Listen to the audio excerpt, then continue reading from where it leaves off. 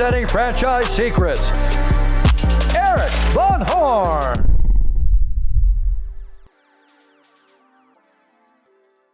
All right, in this episode of Franchise Secrets, I had a good friend of mine, Alex Yeater. We met when he joined the Mastermind a number of years ago. He owned wireless stores, 32 of them, exited those in 2021 through a series of larger transactions, became a large area rep with Everbowl, partnered with Drew Brees, and they're just growing an empire there. So I wanted to dive into Drew Brees. Like, what's his business acumen really like? What's his team really like? And then even with Alex, like, what were your expectations of that partnership with Drew, and what was reality? And what's it like being a partner with somebody that has a lot of fame? And then we got into other things. He's done a lot of diversification, whether it's other businesses and acquiring other businesses that are non-franchise, to building a lot in the real estate space. So I think you're going to enjoy this episode with my friend, Alex Yeater. Alex, man, it's been a long time in coming. You and I were just talking about this. We get to talk fairly often because we're friends. We saw each other in Vegas, and like, we never knew each other before COVID. And then it's like we got to know each other really well virtually, and we finally met face to face. So good to have you here. Yes, we are chicken farmer soul brothers, and it's nice to finally get this done. We had a podcast scheduled for a year ago, and the first press release was coming out with Drew. So I said, hey, let's wait until that comes out, and then things got chaotic last year, and so here we are. Here we are, finally. Well, this will be fun. Like, we got so many things to talk about. You're partnered with Drew Brees in Everbowl as an area rep / master franchisee. You had a big exit out of a cell phone business franchise that you had. You're doing a lot of short-term rentals. I see you everywhere. You're really good at content, and then you're a family man. And I see that. I see how your kids treat you, and that's makes me envious of that. Or it's a goal for me to have my kids respond to you as a father when they're your kids' age. So we got a lot to talk about. But why don't we go ahead and start with, the quick story of how you got into franchising and then exiting the cell phone business. And then let's get into some other stuff.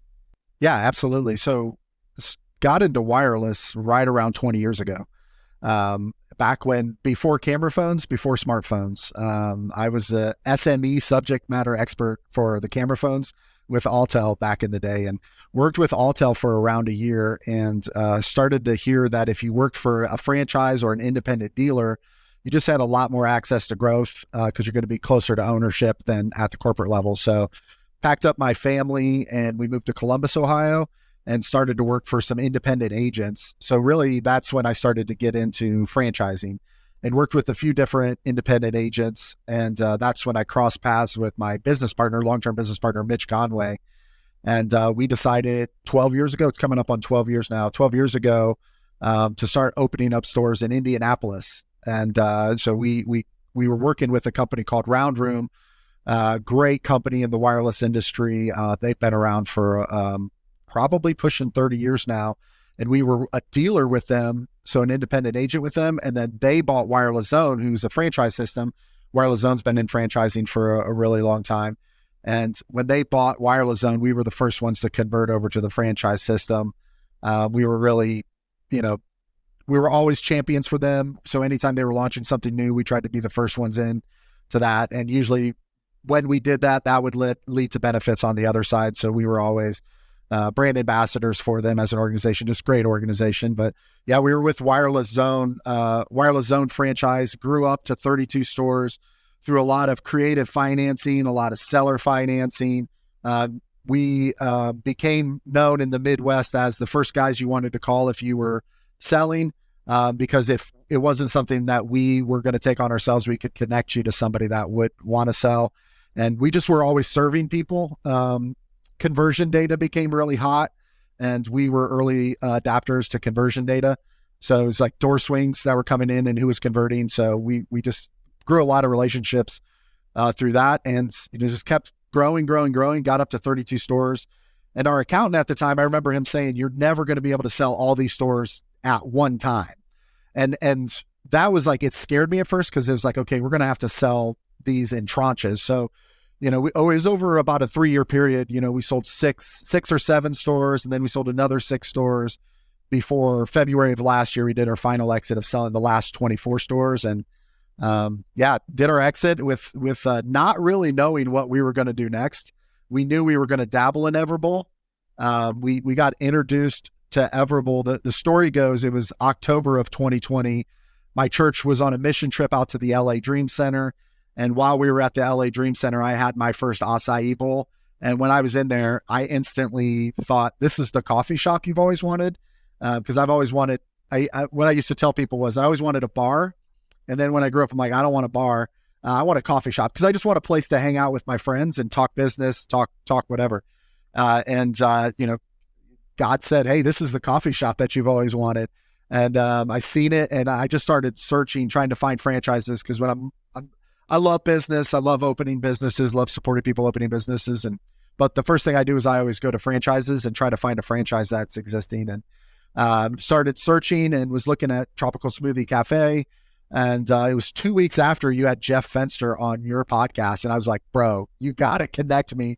And it was back in when Clubhouse first came out. I don't know if you still do anything with Clubhouse or not, but that's actually the first time I talked to Jeff. Was you were on a Clubhouse stage with Jeff, and you brought me up to speak.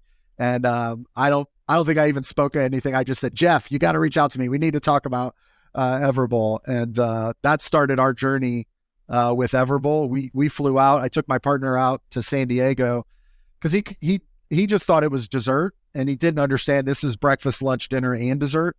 Took him to his first Everbowl, and he was just blown away by how good it was. Then we went to headquarters, and we got to meet Jeff Fenster. We got to meet Brian Augustine. We got to meet Eric Hansen and the rest of the HQ team. And we were just blown away by their heart for franchising, but then also what Everbowl was about. And in that very first meeting, we were talking to him about potentially opening 3, 4, 5 stores ourselves. And I said, Jeff, what's a market that you have in your back pocket that, if you were doing your own, where would you open them up? And he said, well, first things first, I want to talk you out of Indianapolis. And I assumed it was because it's colder here, so maybe this stuff doesn't do well in the cold.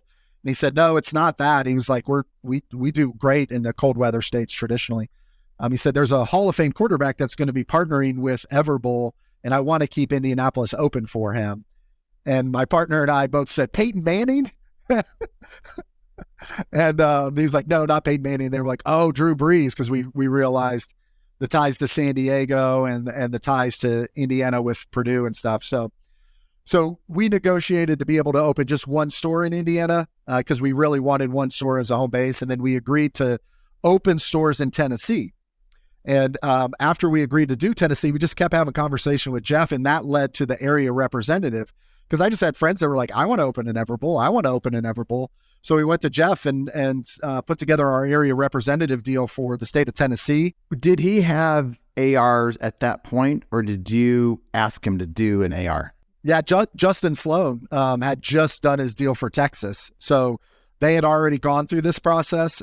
So it really worked out well. Justin was I couldn't remember if it was you or Justin that kind of pioneered that. And it was Justin. Yeah, Justin. Because Justin and I were talking about that at some event. I'm like, you're doing what? And so I think it's fantastic. So Justin Sloan kind of pioneered that, and then you knew about it, and so you asked Jeff about it.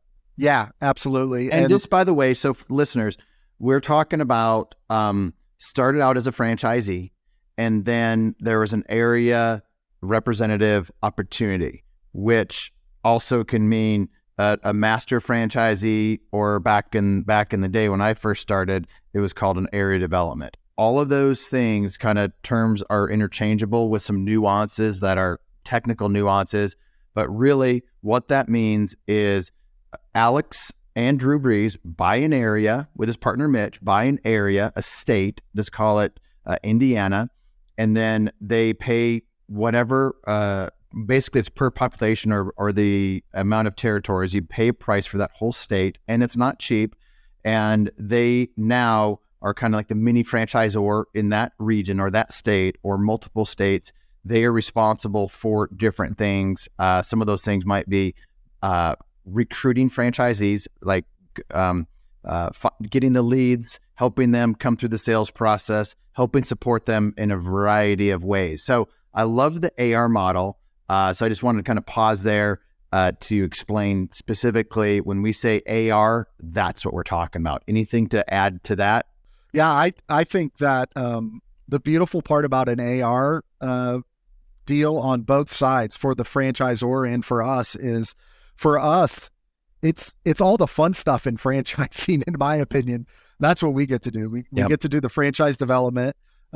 We get to do the training. We get to help with the real estate. We get to help with the construction. We do the owner training, and then we do the grand opening training. So and then the ongoing support. I mean, I love helping business owners and helping them succeed. So, having our own ecosystem to do that is great. And then on the franchisor side, this pours gasoline on their expansion. Because we're funding our trainings, we're funding the travel, we're funding the advertising to do the franchise development. We're in the process of building out our own headquarters, like a mini headquarters, like what Everbowl has out in San Diego, to do our trainings, to do our own conferences if need be. So yeah. Give us a sense of what your first one was like, how big of an area, and then fast forward to today, how big is your AR? Yeah, so we bought the state of Tennessee, and it had 15 locations. And we sold 11 of those 15 locations within the first 45 days. And I went to Mitch and I was like, bro, we need to get another state. And we decided on the Virginia Beach area because we had a friend who still works with us to this day, John Murray. His store's opening up in like 2 weeks. So we had a friend that we knew wanted to open a store with Everbowl, and then he could also help us with the area rep. So John is our main relationship guy and our trainer. So we did Virginia Beach with the intention of John's going to slowly open all the stores in that area. And then at the end of 21, we opened our store in Noblesville, Indiana, and we did our grand opening on New Year's Eve. And through that, Brian Augustine was in town to help with the trainings. And Brian Augustine said, hey, somebody from Drew Brees' team wants to go downtown and look at a location for a store that they want to open. And he asked me to drive him down there. So I drove him down there. We're looking at the location. It's your typical metro downtown location. Great location. It was a coffee shop. Great location that you would think, right? Like just to your normal eyes. And then on the drive back, I looked at Brian. I said, Brian, he's going to come to me, and Ben, and who Ben's one of our partners with EB Master, our area rep deal with Everbowl. I said, Ben's going to come to me. I was like, do you want me to be completely honest with him? He's like, yes, absolutely. So when Ben asked me my opinion on the location, I said, Ben, I think it's a solid location, but all of our employees are high school kids. Like, high school kids aren't going to go downtown. I said, are you planning on covering this store? Like, how are you going to staff this store? I didn't really want to, I wasn't trying to scare him off or anything. I just wanted to be real with him. And I ran the idea by them. I said, instead of you guys trying to open up 15, 20 locations, I said, the math on that is you're talking about 250, 300 employees. That's a lot. That's a huge staff. I said, with your guys' relationship, you should do what we're doing in Tennessee and become an area representative with Everbowl. Obviously, with Drew's relationship with Jeff, I'm sure Jeff would be all about that. You met with Drew's team in a location, you're like, wait a second, this is not, it appears amazing from different demographics and location and whatnot. You, with your experience having, 32 or 30 plus wireless stores and looking at hundreds of them, I'm sure, realize so many great things about it. The employee issue will be the big issue there. And you were debating whether to be like super honest and transparent with them or not. You're that guy. You're always going to be like super honest and transparent in those situations. And you really saved them from probably going into a wrong location, but it also opened up some opportunity. Yeah. And in the conversation, I wasn't even thinking about it because I thought it was such a, let's call it a Hail Mary since we're talking about Drew Brees. But at the end of the conversation, I said, or we could get crazy and just buy Indiana, Ohio, Michigan, and Illinois. My team will do all the heavy lifting. You guys put up the money, and we'll bring franchisees to the Midwest. And Ben was really intrigued by that. I ran through the numbers, explained how the area representative deal works. And 2 weeks later, I got a phone call from Ben and said, we're in. And I was honestly shocked. I was like, are you serious? He's like, yeah, we're going to set up a call in a week and let's start talking through this. So, our first go round was we purchased 65 more locations with Everbowl. That was our first deal with EB Master for Indiana, Ohio, Michigan, and Illinois. And we started to find franchisees for those areas. We also then brought them into our deal with Tennessee and Virginia Beach because we didn't really want to commingle stuff. We just wanted to do everything under one umbrella. So was very excited about that. So then last year during the summertime, I just see Everbowl's bringing on more people to their headquarters, adding talent. Trevor Sacco comes over to be the president of the organization.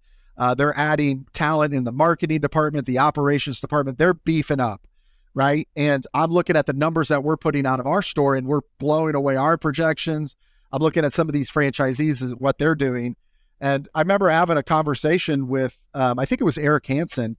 And I said, man, Everbowl's going to have 300 or 400 stores in the next 5 years. And he just laughed at me. He was like, Alex, he goes, we're going to have over 1,000 stores in the next 5 years. And I just thought, it's like, we know that's where they're going to be, right? It's like, that's where Everbowl's going to be. Because of Drew, we have this great relationship. We're delivering as an area representative. Why wouldn't we go back and just buy as much as we could buy? And so I had that conversation with Drew. Drew loved the idea, and we jumped on the phone with Jeff and started hammering out details. And from that, we bought the easy way. My Reader's Digest version is I tell people pretty much everything this side of the Mississippi, other than Florida and Georgia. And we're not touching the Northeast yet. Maybe we'll get there, but yeah, we have as I mentioned, Ohio, Indiana, Illinois, Michigan, Kentucky. I think, we're excited. We've got some leads in Lexington, Kentucky. I think that's going to be a great market. Tennessee. We have South Carolina, North Carolina, Virginia. So you got some of those states that you mentioned are great states for franchising. So you went from small little deal with Everbowl after a nice multiple exits out of wireless zone, then partnered with Drew. Let's shift gears a little bit and talk about partnerships. I would like to start with your partnership with Mitch. You had a partnership through the wireless zone, starting and exiting and growing and exiting. Why did that partnership work? Obviously it worked because you went big into the next thing, but why did that partnership work? Yeah, it was, Mitch was there for me when nobody else was there for me, other than my wife. I was in Cleveland and we were struggling financially, and Mitch had multiple conversations with me about partnering up. I was working with another Verizon company at that time, and Mitch picked up the phone and said, I have 2 stores. I have an opportunity to buy a 3rd store, and I don't want to do it unless you're going to come. Cause he believed in me to build a team, to be the people person, to build the team. Mitch is just financially a whiz, great at the lease negotiations, contracts. The joke that we always had was, if it was just my company, it would be the most amazing thing for about 6 months, and then we would be out of money. And but it would be we'd have a lot of fun in 6 months. So having Mitch there to balance me was just extremely important. And partnerships, long-term partnerships, they're like marriages, man. The first couple of years were hard, trying to figure out what was my role, what was his role. And now we've really gotten into this groove. And I won't do anything unless it's a partnership, to be completely honest. In the real estate, we have partners, obviously Everbowl partners, the 4 or 5 different businesses that we're involved in. It's all about partnerships. And, Mitch and I just work extremely well together. We care about each other's. We're brothers basically. And that partnership carried over onto the Everbowl side, and everything else that we're looking at going forward. We live in a county, in Hamilton County, Indiana, that's really some of the best places to live in the country. So our philosophy is if we could bring other franchises to this area, so we're looking at other franchises as well to bring to that area, because I have great relationships, so I could bring operators in. Mitch is analyzing deals and looking at them. So yeah, that partnership with Mitch was really key. And then, leading into the partnership with Drew, Ben, and Jason. And Ben and Jason are absolutely incredible. They were freshman roommates with Drew at Purdue. And they quickly realized that that this was going to be a special relationship, the three of them. And to see them work together is really interesting, and it's really cool. And Drew is next level, man. Well, let's talk about that, because it's interesting because Drew sounds like he's had some partners for a period of time. You've had partners for a period of time, and then you guys came together and formed a partnership. So what's it really like being a business partner with Drew Brees and his team and your team? Yeah. So obviously I have a ton of respect for him and what he's done and who he is as a man, as a father, as a husband. That really meant a lot to me to do business with him, because that's important to me. So just want to start with that. But he allows me to do my thing, right? And I keep them updated on where we're at, how we're performing. I'm extremely transparent. I try to over communicate to them. But he has vision, right? And he has vision for, he's involved in multiple brands and some really great brands. And he has visions for brands that he knows are going to take off. He was involved in franchising, I think 10 years into the NFL, right? So he started doing franchising with Jimmy John's really, really early.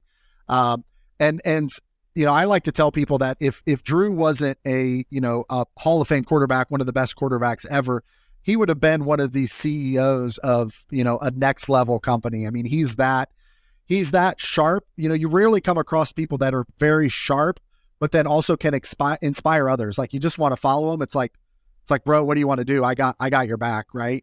And it's just genuine. And he also has a heart for people. We really connected, the entire group connected over the idea that these Everbowl stores were going to be a place for a lot of high school and college kids to work. And it's going to give us an opportunity to impact them at a critical season in their lives, where we could teach them about business, teach them about leadership, teach them about managing their money, and just be a positive influence in their life. I mean, that when I told Drew that was our vision for our store, he was fired up. He was really, really excited about it. And, I was excited and honored to be able to do business with him. He's a great negotiator.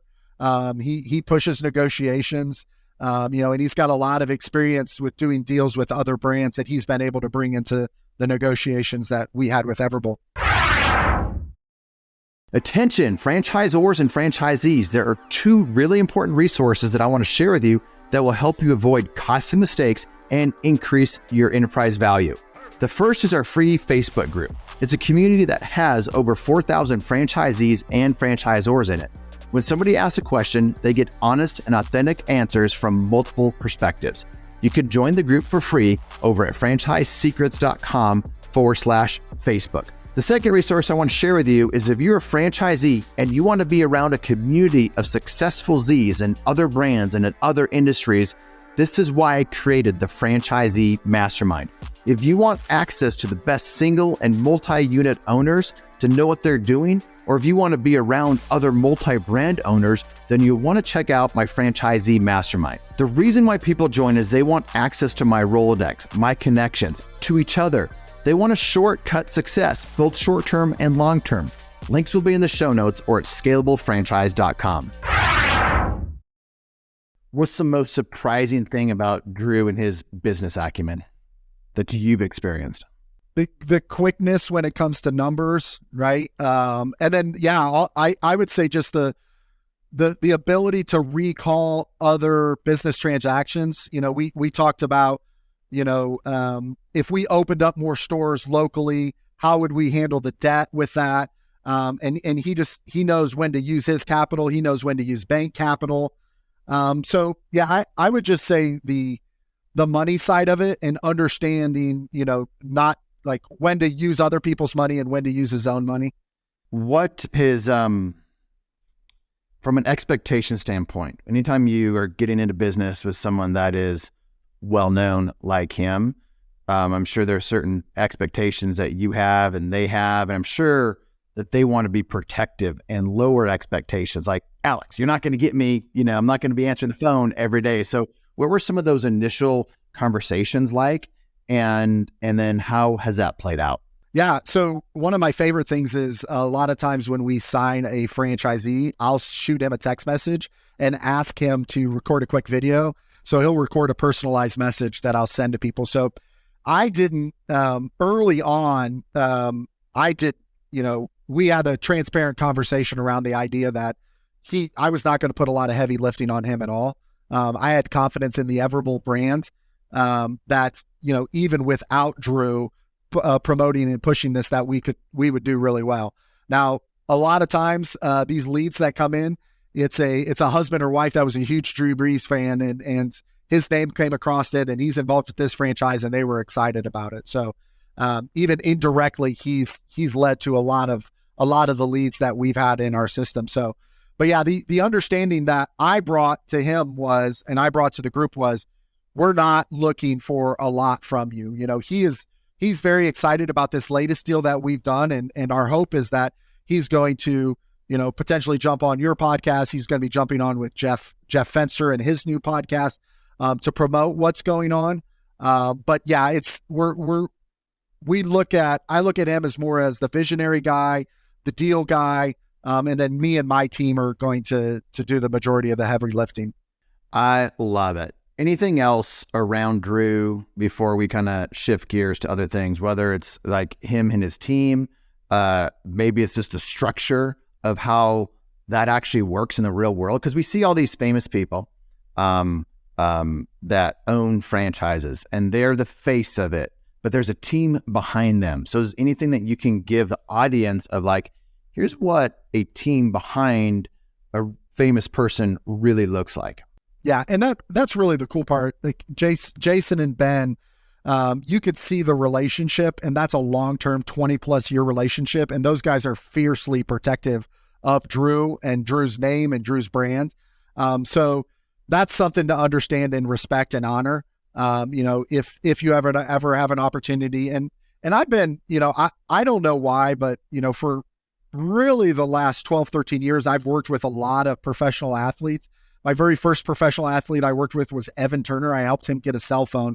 So I used to help a lot of professional athletes with their cell phones. And I think what led to a lot of success with that for me was I really just kept it about business, right? And I didn't get starstruck. I didn't ask for anything from them. I just served them. And that, just having that mentality of just serving and then helping them. And if something comes of it, great. If it doesn't, great. I would treat them like I'd do anything I could to help them out, just like I would any other customer, just like I would my mom and dad if they needed help with their stuff. So, yeah. But I think that, obviously they're going to have their team. They're going to have their legal team. They're going to have their accounting team. Mitch and I really hadn't done any partnerships outside of our own stuff. So that was a challenge for us, coming in because, we really, had to take our hands off a lot of stuff that we commonly had our hands on, but we know that they're going to have the best when it comes to all those professionals that you have in your corners. Yeah, that's nice to have. All right, so let's talk about some of the things that you've learned since selling the wireless zones. First of all, would you have been able to get as much money as you did for wireless zones if they had not been a franchise, if it had been that licensing deal or whatever that was? Do you think that the franchise had an impact on the ultimate sales price or finding those types of buyers? I think it made the process easier. I think for 95% of the people that are in the wireless industry, yes, the buying and selling is way easier because you're part of a franchise system. I had a lot of relationships outside of it. So, I mean, in all transparency, I probably could have got more money being able to take it somewhere else. But I also know that, probably half the stores we wouldn't have had if we weren't a part of that franchise system. So we definitely were way more blessed being a part of that franchise system. So, but yeah, for us, it was COVID, when COVID hit, things drastically changed in wireless retail, and wireless retail's strong right now. People are doing really well, but we just didn't feel like it was for us in the long run. And we had people reaching out and asking us if we were interested in selling. And, we just felt like we couldn't, we felt like it was a really good time, and we felt like we got a very fair price for it. So while we didn't have that next thing set up, and we're really like, we're a year and 2 months into whatever the next thing is, because building an AR company takes time, building, the short-term rental company takes time, and the other stuff that we're involved in, that takes time. But, it was, obviously, you and I have talked in the past about it, but. Well, let's talk about how you and I have gotten to know each other, our relationship, and it being in the mastermind. Like, that's really what it was. Like, you joined the mastermind way back when, and we have just a lot of the same philosophies. We think alike, we father the same way, we think of marriage. We have a lot of similarities. We're chicken dads. Yeah, chicken dads, just like, we're just good old boys. Yeah.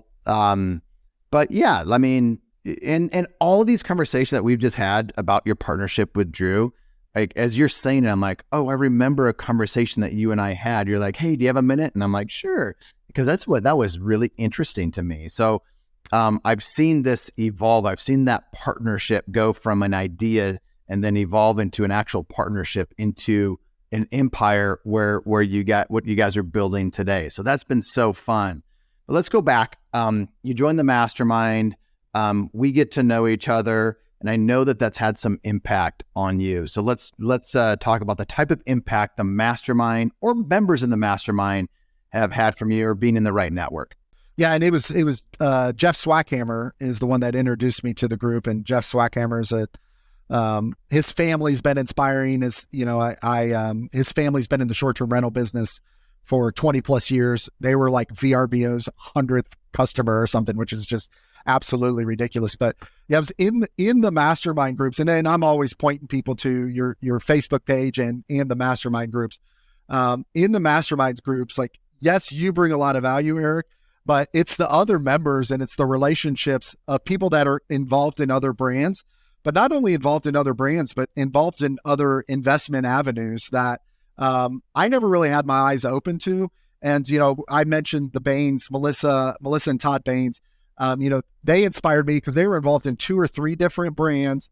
And then they had, I think, 7 long-term rentals. And since then, they've actually got a short-term rental in the Smoky Mountains as well. And it was just opening my eyes. I like to say it's like we were in the silo of, all we could do is Verizon. We're going to keep growing this Verizon company. We got to get to a certain point. And that's really all we were at. And part of being a part of the franchise group, I started to see there's a lot of people that are multi-unit franchise owners in multiple brands. And that was just really intriguing to me. And then they were also involved in real estate. They were doing syndication deals, like the stuff that you and Justin are getting involved in. So it was just really, really exciting. And then, this entire process, when Mitch and I get things right, I pray and seek wise counsel. And I got lots of examples where the Chase Bank came to us one time and said, hey, we're going to give you guys $750,000. We want you guys to go open up some more stores. Bad idea. We just took off running, and we opened up a bunch of new Verizon stores. We didn't stick with our plan of acquiring other people because we knew we could grow their numbers. And it was just bad. I think we're still paying for one of those leases in West Virginia. I think the lease runs up at the end of the year. But when we take the time to pray and seek wise counsel, and you were that wise counsel a lot in this process, with you talking about, you got to get your hands on North Carolina and South Carolina. Those are great states, highlighting to me the great states in franchising, helping me with an area rep franchise development sales process, being a part of those calls, introducing me to other franchisees. Heck, we even looked at pool scouts at one point because our short-term rentals in Gatlinburg, there was a lot of pool cabins coming and not a lot of pool cleaning companies. So if you want to open a great franchise, take a look at pool scouts, and open it in a vacation rental market. But yeah, just really like that wise counsel, and opening up my eyes to the opportunities that were out there. And you've got you've got a special thing there. You got a special group of people that are just willing to share and willing to help. Jared out of Vegas, has become a great friend, and I've developed some really cool virtual relationships. What's the soap company that you're involved in? Magnolia. Oh, yes. My wife and I want to open that franchise here locally as well. We love those girls and what they're about. So, I love being a part of the franchise tribe, and deeply appreciative of the impact that you've had on me and my partnerships and what we've done. You've always been that wise counsel for us. Here's my perspective. So I've been a part of different masterminds, different groups, had different mentors at different times. And in this scenario, I am the founder of that mastermind, and I orchestrate it, and I know a lot of the people. I know everybody. What you've done is you've taken action, massive action. And and then you're just super honest. Even the fact that you're like, hey, we expanded too fast. We had a bunch of money. You start making stupid decisions when you have when you're flush with cash. That I've experienced that. Whether it's just cash that you have in the bank or access to cash, you have to restrain yourself and continue to make really good decisions. And you said, I'm probably still paying on a lease. And that means not everything that you've touched has turned to gold, which is the case for most entrepreneurs. But what you've done is in the mastermind, you've sought out relationships with the Bains, with Jared, with different people, and you've taken action on it. And not just a little bit of action, you've taken massive action, continuing to progress in the thing, whether it's the next brand, it's with the Airbnb rentals. And I've seen you pull back on that as well. You were going hard with Airbnbs, and then you're like, and I'm like, hey, I'm interested in some of this stuff with you. You're like, let me get this stuff figured out to make sure what we're doing the right way. And we were even having a conversation about that today. So there's just a lot of wisdom that you have when you're diversifying yourself, and you're taking risks yourself, but you don't really want to take on other people's money until you're sure that you've figured it out.